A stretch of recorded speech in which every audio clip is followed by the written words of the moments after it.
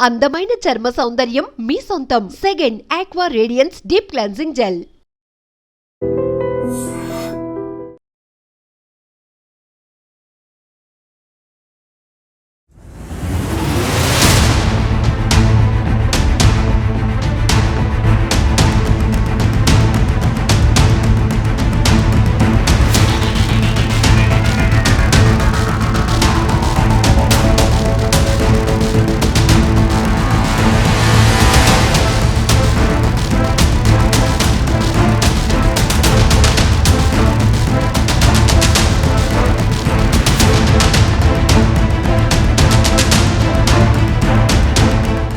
నమస్తే, welcome to I dream. ఈరోజు తెల్లవారుజామున హైత్నగర్ సమీపంలోని కుంట్లూరు గ్రామ శివార్లో ఒక కారు యాక్సిడెంట్ చేయడం జరిగింది. అయితే తెల్లవారుజామున ఈ రోడ్డు సైడ్ ఆగి ఉన్న DCM వ్యాన్ని ఒక కారు, ఇక్కడ ఎదురుగా వస్తున్న కారు వచ్చేసి స్పీడ్గా వచ్చిందా లేకపోతే నిద్రమబ్బులో ఉన్నారో తెలియదు కానీ ఘోరంగా యాక్సిడెంట్ కావడం జరిగింది. అందులో 5గురు ప్రయాణిస్తున్నట్టుగా ఇక్కడ స్థానికులు తెలపడం జరుగుతుంది. అందులో 3 అయితే అక్కడికక్కడే చనిపోయారు. అయితే చనిపోయిన 3ని బయటకు తీయడానికి ఇక్కడ ఉన్న స్థానికులు గడ్డపార్ల సహాయంతో బయటకు తీయాల్సిన పరిస్థితి వచ్చింది. అంటే డోర్లు లాక్ అయిపోయినాయి. అంటే ఎంత ఘోరంగా అయిందంటే మేము చెప్పిన విధానం బట్టి మీకు అర్థం కావాలంటే మీ విజువల్ చూస్తేనే మీకు అర్థమైద్ది. అంటే ఎంత బలంగా గుద్దితే 3ని అందులో ఉన్న చనిపోయిన వాళ్ళని బయటకు తీయాలంటే గడ్డపార్ల సహాయంతో తీయాల్సిన పరిస్థితి వచ్చింది. అంటే ఎంత వేగంగా వచ్చి తగిలితే అంతగా ఇరుక్కుపోయి ఉంటారు, ఎంత కారు నుజ్జు ఉంటుందో ఒకసారి ఈ DCM వ్యాను ముందల భాగం చూడొచ్చు. చక్రం ఊడిపోయింది, బెండ్ అయిపోయింది, మొత్తము కింద బ్యాలెన్స్ రాడ్ కూడా ఇరిగిపోయి పడిపోయి ఉందన్నమాట. డీజిల్ కూడా లీక్ అయిపోయింది, ఆయిల్ మొత్తం కారిపోతుంది, అద్దంతో సహా ఇక్కడ ఏం లేదు అసలు. DCM పరిస్థితి ఇలా ఉందంటే కారు యాక్సిడెంట్ అయిన కారులో ఉన్న వాళ్ళ పరిస్థితి ఎలా ఉందో ఊహించుకోవచ్చు. 3 అక్కడికక్కడ చనిపోవడం జరిగింది. అలాగే ఒక 2 పరిస్థితి విషమంగా ఉందని చెప్పేసి అయితే చెప్తున్నారు. తెల్లవారుజామున జరిగిందని చెప్పేసి చెప్తున్నారు. అయితే యాక్సిడెంట్ జరగగానే ఇమీడియట్లీ ఇక్కడ ఉన్న స్థానికులు 100కు డైల్ చేయడం వల్ల హైత్నగర్ ల్యాండ్ ఆర్డర్ డిపార్ట్మెంట్ వాళ్ళు ఇక్కడ చేరుకోవడం జరిగింది. సంఘటన స్థలాన్ని వాళ్ళు అబ్జర్వ్ చేసినట్టయితే పసుమామల నుంచి కారు రావడం జరుగుతుంది. హైత్నగర్ మెయిన్ రోడ్ నుంచి పసుమామల సైడ్ DCM అనేది వెళ్ళడం జరుగుతుంది. ఆపోజిట్ డైరెక్షన్లో ఈ యాక్సిడెంట్ కావడం జరిగింది.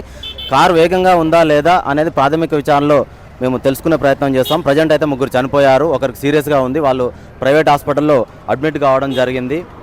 అయితే చనిపోయిన వారి మృతుల పేర్లు వచ్చేసి చుంచు త్రినాథ్ రెడ్డి, చంద్రసేనారెడ్డి, చుంచు వర్షిత్ రెడ్డి వీళ్ళుగా గుర్తించడం జరిగింది. వీళ్ళనైతే ఉస్మానియా ఆసుపత్రికి పోస్టుమార్టం నిమిత్తం అక్కడికి తరలించడం జరిగిందని చెప్పేసి అయితే పోలీసు వారు తెలపడం జరుగుతుంది.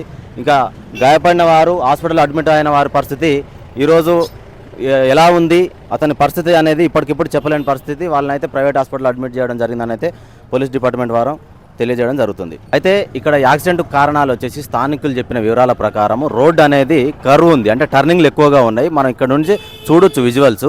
Left turning, immediately right turning ఉందని చెప్పి చెప్తున్నారు. దీనివల్ల ఏంటంటే మనం మినిమం 40-50 స్పీడ్ మెయింటైన్ చేసినప్పటికీ ఒక్కోసారి కంట్రోల్ అవ్వదు. ఎదురుగా వస్తున్న వెహికల్ని ఖచ్చితంగా యాక్సిడెంట్ చేసే అవకాశం ఉంటుంది. దీని గురించి మేము చాలాసార్లు ఇక్కడ ఉన్న R&B డిపార్ట్మెంట్ వాళ్ళకి తెలియజేయడం జరిగింది. అయినా కూడా ఈ రోడ్డు అనేది కరువు అనేది తీసేయలేదు. ఇటు సైడ్ నుంచి కొంచెం బ్రిడ్జ్ అనేది బ్రిడ్జ్ చేయడమా లేకపోతే రోడ్డు ఎక్స్టెండ్ చేయడమా చేస్తే బాగుంటుందని చెప్పి చెప్పినాము.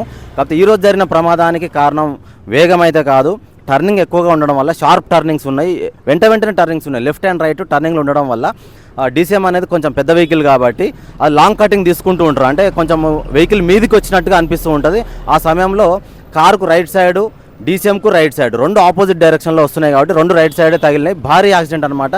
DCMకు వీలే ఊడిపోయింది, కింద బ్యాలెన్సింగ్ అనేది మొత్తం చేసి అనేది కూడా ఇరిగిపోయింది. అయితే కారుని కూడా ఒకసారి మీకు చూపించే ప్రయత్నం చేస్తాం. కారు కూడా ఇక్కడే సంఘటన స్థలంలోనే పెట్టడం జరిగిందనమాట. అసలు కారు వచ్చేసి స్కోడా కంపెనీకి సంబంధించిన కారు. ఈ కారు నెంబర్ కూడా మనం ఒకసారి గమనిద్దాం. ఫ్రంట్ భాగం అయితే నుజ్జు అయింది.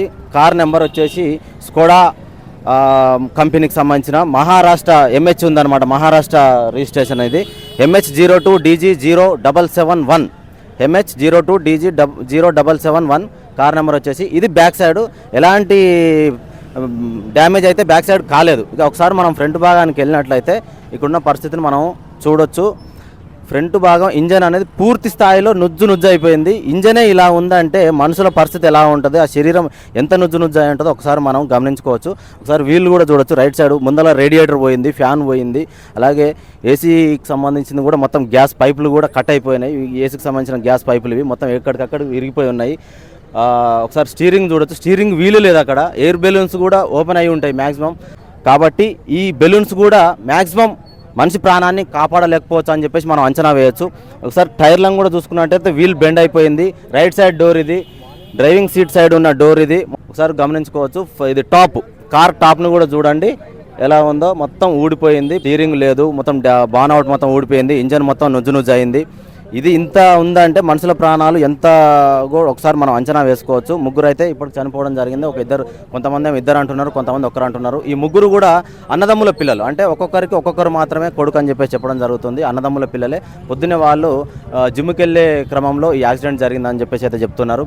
అయితే ఇక్కడ టర్నింగ్ ఉండడం వల్ల, పూర్తి స్థాయిలో వేగం అని చెప్పేసి కాదు, ఇది టర్నింగ్ ఉండడం వల్ల left to right immediately turnings ఉన్నాయి కాబట్టి పెద్ద వెహికల్ వచ్చినప్పుడు, లారీ కావచ్చు, స్కూల్ వ్యాన్ కావచ్చు, ట్యాంకర్స్ కావచ్చు, వచ్చినప్పుడు లాంగ్ కటింగ్ అనేది తీసుకుంటూ ఉంటారు పెద్ద వెహికల్ వాళ్ళు. అలాంటప్పుడు ఏంటంటే ఎదురుగా వచ్చే వెహికల్, కార్ అయినా ఆటో అయినా కూడా వాళ్ళకు ప్లేస్ అనేది కొంచెం తక్కువగా ఉంటుంది. వాళ్ళు హెవీ వెహికల్ కాబట్టి లాంగ్ కటింగ్ అనేది చేస్తూ ఉంటారు. కాబట్టి ఈ ప్రమాదం జరిగి ఉండొచ్చు అనేది చెప్తున్నారు. చనిపోయిన వాళ్ళ ముగ్గురు పోస్ట్ మార్టం నిమిత్తం ఉస్మానియా హాస్పిటల్కి తీసుకెళ్లడం జరిగింది. మిగతా ఒకరినైతే హైత్నగర్ సన్ రైజ్ హాస్పిటల్లో అడ్మిట్ చేయడం జరిగింది. అతను కూడా పరిస్థితి అయితే చాలా సీరియస్గా ఉందని పోలీస్ శాఖ వారు కూడా చెప్పడం జరుగుతుంది.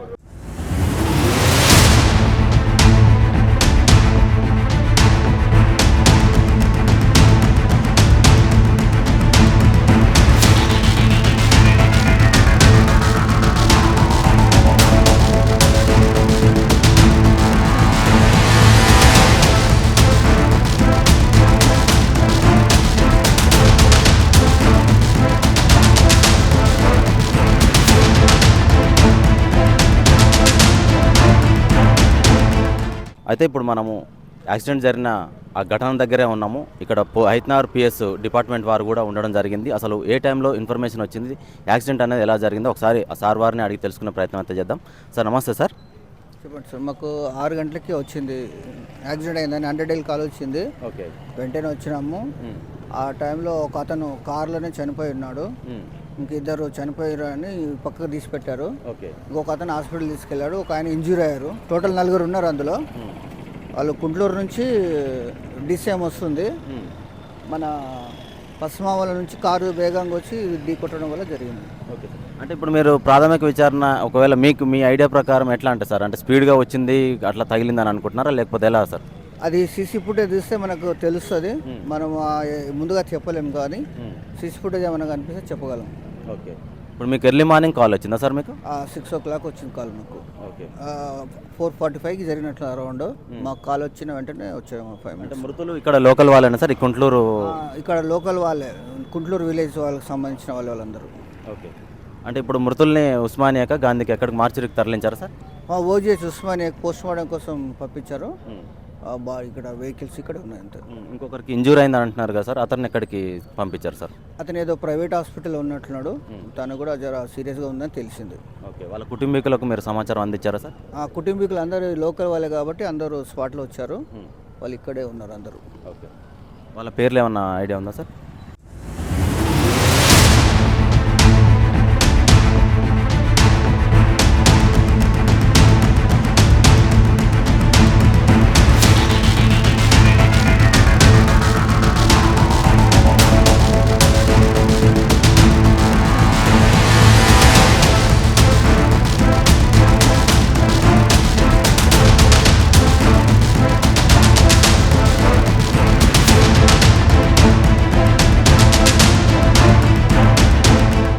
అయితే ఇక్కడ సంఘటన స్థలంలో ఏదైతే యాక్సిడెంట్ జరిగిందో ఒక పెట్రోల్ బంక్ ముందు యాక్సిడెంట్ కావడం జరిగింది అనమాట. ఆ పెట్రోల్ బంక్ యజమాని మనతో పాటు ఉన్నారు. ఒకసారి అన్నని అడిగి తెలుసుకుందాం అసలు ఎప్పుడు జరిగింది, ఏం జరిగిందో.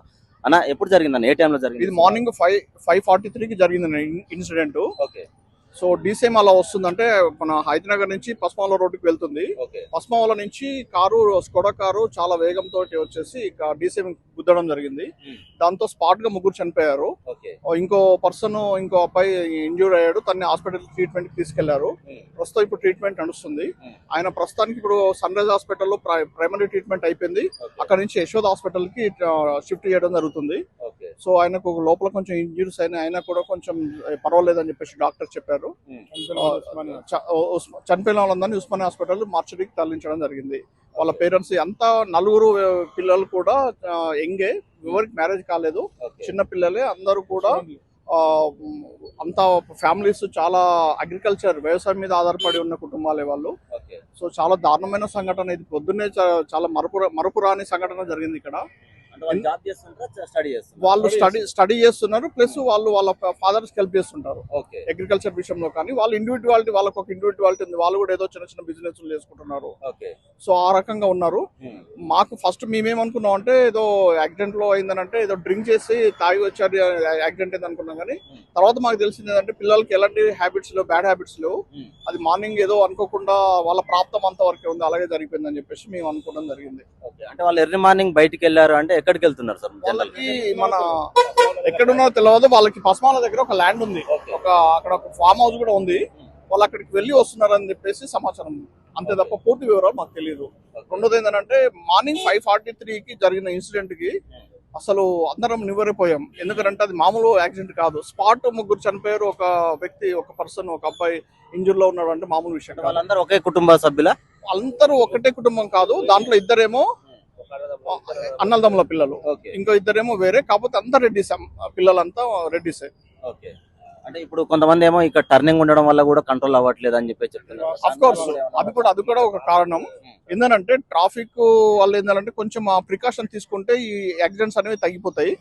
ఎందుకు అనంటే కొంచెం స్పీడ్ బ్రేకర్లు కానీ ఈ వేగాన్ని నిరోధించే ప్రయత్నం కనుక చేస్తే యాక్సిడెంట్స్ అనేవి తక్కువ జరగడానికి అవకాశం ఉంటుంది. ఇంకో విషయం ఏంటంటే మనకు ప్రీవియస్ 2023లో మా బంకు ఓపెన్ అయిన ఒక 2-3 months లోనే ఒక కార్ వచ్చేసి సమ్మని గుద్దుకొని యాక్సిడెంట్ చేయడం జరిగింది కొత్తలోనే. సో ఆ విషయం అనేది మా కౌన్సిలర్ గారు జోరక శ్రీరాములు గారికి ఇన్ఫార్మ్ చేయడం జరిగింది. వారు పోలీసు డిపార్ట్మెంట్ కి మన ట్రాఫిక్ వాళ్ళకి ఇన్ఫార్మ్ చేస్తే వాళ్ళు ప్రికాషన్ తీసుకుంటా అన్నారు. బహుశా ఆ టైంలో తీసుకున్నారు, కానీ మళ్ళీ పాత పడిపోయింది అది. మళ్ళీ మన ఈ ట్రాఫిక్ వాళ్ళని, పోలీస్ డిపార్ట్మెంట్లను కోరేది ఏంటంటే ఈ వేగంని తగ్గించడం కోసం వెంటనే చర్యలు తీసుకోవాల్సింది కోరుతున్నాము. కాదు, చాలా ఈ మన ప్రజలందరూ కూడా, అంటే ఈ రోడ్ మీద వెళ్లే వాళ్ళందరూ కూడా, ఈవెన్ మా కుంట్లూరు వాసులంతా కూడా వేగంని నిరోధించి, అంటే స్పీడ్ ని తగ్గించి ఈ యాక్సిడెంట్ లో తగ్గించడానికి చర్యలు తీసుకోవాల్సిందిగా కోరుచున్నాము. అంటే ఇప్పుడు చనిపోయిన వాళ్ళ ఇండ్లు ఎక్కడ సార్? ఈ పరిసర మొత్తం కుంట్లూరే, చాలా దగ్గర, నియర్ వాకబుల్. పేరెంట్స్ వాళ్ళు వచ్చి వాళ్ళ రోదన పిల్లలు, అంటే ఒక టైంకి వచ్చిన పిల్లలు, అంటే ఒక ఏజ్కి వచ్చేసి ఒక్కొక్క ఫ్యామిలీకి ఒక్కొక్కడే అబ్బాయి. సో వాళ్ళు ఒక వయసుకి వచ్చారు, అంటే పేరెంట్స్ కి చేదోడు వాదోడుగా ఉండే సమయానికి వచ్చేవారికి వాళ్ళకి లేకుండా చనిపోయేసరికి వాళ్ళు తట్టుకోలేకపోయారు. వాళ్ళ రోదనలు చాలా భయంకరంగా ఉన్నాయి. చూస్తే మాకే ద్రవించిపోయింది. అంటే ఇది చూసే వాళ్ళందరూ కూడా కన్నీళ్ళు పెట్టడం జరిగింది. ఎందుకంటే అంత ప్రేమగా పెంచుకున్న పిల్లలు వాళ్ళకు దూరం అయిపోయారు. వాళ్ళు జీర్ణించుకోలేని విషయం అది. ఇప్పుడు వాళ్ళ పేరెంట్స్ ఎక్కడ ఉన్నారు సార్? వాళ్ళ పేరెంట్స్ ఇప్పుడు హాస్పిటల్కి వెళ్ళారు. అంటే మార్చికి తీసుకెళ్లారు కాబట్టి పేరెంట్స్ హాస్పిటల్కి వెళ్ళారు.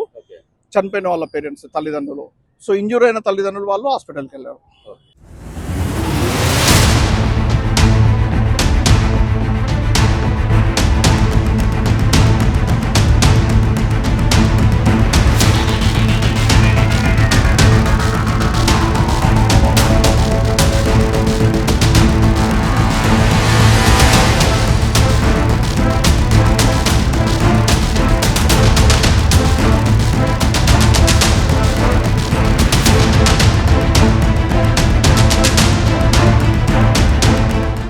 కి వచ్చాను. మా చెల్లె ఫోన్ చేసింది, అన్న వర్షిత్ రెడ్డికి యాక్సిడెంట్ అయింది, త్రినాథ్ చనిపోయినట్టు అని చెప్పినారు. నేను స్పాట్ ఇక్కడ ఉరికొచ్చిన. ఇక్కడ ఉరికొచ్చేసరికి వర్షిత్ హాస్పిటల్ తీసుకుపోయారు అని చెప్పారు. 5:30కి వెళ్ళినాను. 5:30కి వెళ్ళి అన్ని హాస్పిటల్ వెతుకుని అక్కడ లేదు. ఈయన కూడా డెడ్ చనిపోయిన కనుక రిటర్న్ తీసుకొని వస్తారు. ఈయన కూడా ఇక ఇంకో డెడ్ బాడీ ఉంది కనుక ఆయన వేసుకొని వస్తారు. నాకు పోలీస్ స్టేషన్ కాడ కనిపించినారు. వీళ్ళు నైట్ జిమ్కి వెళ్దామని వెళ్తారంట మార్నింగ్. ఇంతవరకు తెలుసు నాకు. మార్నింగ్ ఎన్నింటికి వెళ్ళారు? ఇంట్లోకి వెళ్ళాడు 5:35కి వెళ్ళినట్టు 5:40కి అయింది ఇక్కడ. 5:40, 5:43 అందులో కనిపిస్తుంది. నైట్కి వెళ్ళేసి ఇంటికి వచ్చిరంట. డ్రెస్సులు చేంజ్ చేసుకురు, మళ్ళీ ట్రాక్ల మీదనే ఉన్నారు, షార్ట్లో ఉన్నాయి. ముగ్గురు స్నేహితులు చనిపోయారు. ఒక ఆయన ఇంకా సీరియస్గా ఉండి, ఆయనది ఏందో తెలియదు. ఇంకా పవన్ కళ్యాణ్ రెడ్డి ఏదో అంటున్నారు. పక్క పక్కన పాతిళ్ళు అన్ని ఒకటే గల్లీలు ఉంటాయి. ఎవరంతా వాళ్ళు వెళ్ళిపోయారు. వీళ్ళందరూ ఇప్పుడు డిగ్రీ సెకండ్ ఇయర్, ఒకరు డిగ్రీ అయిపోయిన వాళ్ళు, ఒకరు BBA చేస్తున్నారు. వీళ్ళిద్దరు ఒక ఆయన డిగ్రీ 3rd ఇయర్, ఒక ఆయన డిగ్రీ 4th ఇయర్. ఇక్కడ సన్షైన్ ముషీరాబాద్లో ఉంటారు చూడండి, బీబీఏ చేస్తున్నారు. ఇంకొక అతను అక్కడనే డిగ్రీ కాలేజ్, అంత ఐడియా లేదు. ఎంతమంది వాళ్ళకు ఇప్పుడు మీ ఈ ఒక్కొక్క కొడుకే, ముగ్గురికి చనిపోయిన వాళ్ళు ముగ్గురు ఒక్కొక్క కొడుకులే, ముగ్గురు ఒక్కొక్క కొడుకులే, ఒక్కొక్క కొడుకు. ఈ బిల్డింగ్ ఒకరిది, ఆ బిల్డింగ్ ఒకరిది, ఇంకా ఆయనది అక్కడ ఉంటుంది. అన్నదం చిన్నప్పటి నుంచి ఒకదాని, వీళ్ళిద్దరం ఓన్ అన్నదమ్ములు వీళ్ళిద్దరు. ఈయనకు ఒక్కొక్క కొడుకు. నేను వాళ్ళ మేనమామను, మామను, మా చెల్లెల కొడుకు. ఇద్దరు, ఆయన మేనబావ, ఆయన సొంత అల్లుడు.